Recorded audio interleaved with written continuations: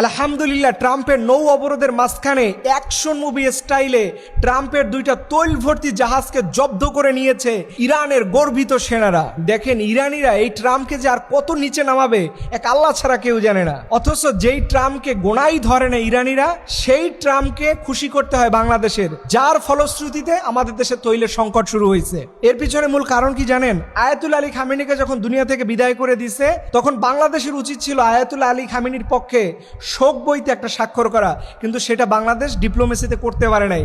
যদিও পরবর্তীতে এটা সংসদে করা হয়েছে, কিন্তু সময় তো অনেক দূরে চলে গেছে। দেখেন, দেশ শক্তিশালী হলে কি লাভ? আমাদের সেনাপ্রধান অত্যন্ত দুঃখ প্রকাশ করে বলছেন, আমরা দীর্ঘদিন ধরে মাল্টিরোল কমব্যাট এয়ারক্রাফট ক্রয় করিনি, যার ফলশ্রুতিতে আজকে চট্টগ্রাম এবং আমাদের কক্সবাজার আকাশ প্রতিরক্ষা দুর্বল হয়ে গেছে, যার কারণেই আমাদের দেশে এই রোহিঙ্গা মুসলমানরা ঢুকতে সহজ হয়ে গেছে। আজকে যদি আমাদের মাল্টিরোল কমব্যাট এয়ারক্রাফট থাকতো, তাহলে আমাদের আকাশ প্রতিরক্ষা হতো সীসাঢালা প্রাচীরের মতো, তাহলে এই দুর্যোগ আমাদের পোহাইতে হতো না। দেখেন, আপনারা অনেকেই চেতনা বলেন, আজকে স্বাধীনতার 54 বছর পরে আমরা একটা অয়েল রিফাইনারি, আমরা একটা তৈলের শোধনাগার নতুন করে তৈরি করতে পারি নাই।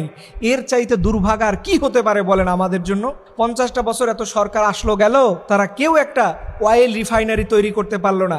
আর যার ফলশ্রুতিতে আজকে আমাদের রাশিয়ার তৈল আমাদের দেশে রিফাইনিং করা যাচ্ছে না বলে আমাদেরকে অতিরিক্ত বেশি টাকা খরচ করে ভারতের কাছ থেকে সেটা রিফাইন করে আমাদের দেশে আনতে হবে। কপাল পোড়া ছাড়া আর কিছু হতে পারে বলেন? এর জন্য আমি আমার জনগণকে বলবো, দেশের সামরিক প্রযুক্তিতে আরো বেশি শক্তিশালী হতে হবে। এর বিকল্প আপনার রাষ্ট্র আপনি কল্পনা করতে পারবেন না। আপনি কয়জনকে খুশি করবেন?